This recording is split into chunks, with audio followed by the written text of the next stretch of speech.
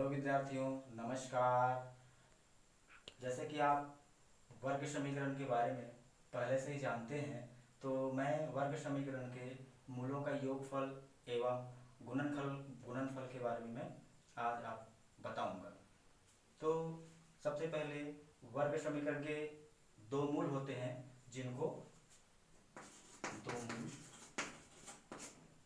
Alpha और beta, ये दो मूल होते हैं अल्फा और बीटा।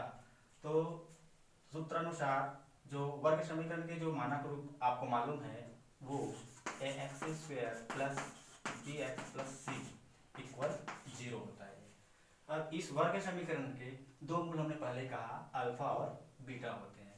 तो ये दोनों मूलों का गुणनफल और योगफल हमको ज्ञात करना है। तो उसके लिए एक सूत्र है मूलों का योगफल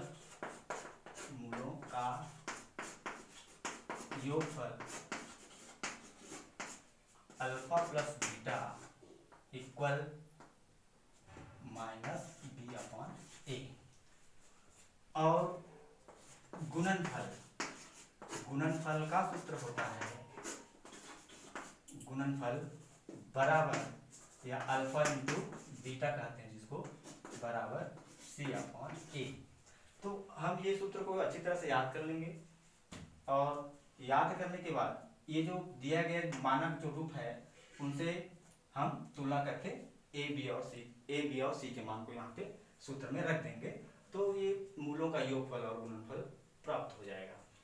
उदाहरण के लिए हम लेते हैं 2x² minus 6x plus 2 equal 0। ये अपने पास एक वर्ग समीकरण है। अब यहाँ पे हम तुलना कर लेंगे। तुलना करने पर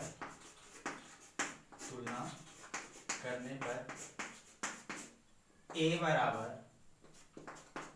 2 है, b बराबर माइनस 6 है, c बराबर 2 है। इस प्रकार हम मानक वर्ग समीकरण के मानक समीकरण से abc की तुलना कर लेंगे और ये abc के मान को अब मूलों का योगफल के जो सूत्र है उसमें हम मान रख देंगे। तो इस प्रकार सूत्र में मान रखने पर मूलों का योगफल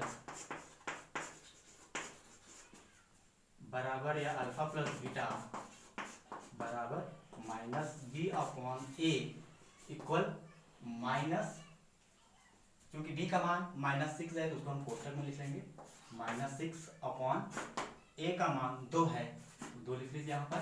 तो ये माइनस माइनस प्लस में बदल जाएगा और 6/2 घटा दीजिए, 2 एकम 2, 2 तिया 6 इक्वल 3 मिल गया। बस इस प्रकार से मूलों का योगफल हमको 3 मिल गया। अब दूसरे सूत्र है गुणनफल। मूलों का गुणनफल में मान रखेंगे, मूलों का गुणनफल अल्फा इंटू बीटा बराबर होता है सी अपॉन ए। बराबर मान रखिए, सी का मान है यहाँ पर 2 और ए का मान भी है 2। इस प्रकार घटा दीजिए, 2 एकम 2, 2 एकम 2, मतलब ये 1 प्राप्त हुआ। इस प्रकार हम देखते हैं कि वर्ग समीकरण में मूलों का योगफल 3 और मूलों का गुणनफल 1 प्राप्त हुआ।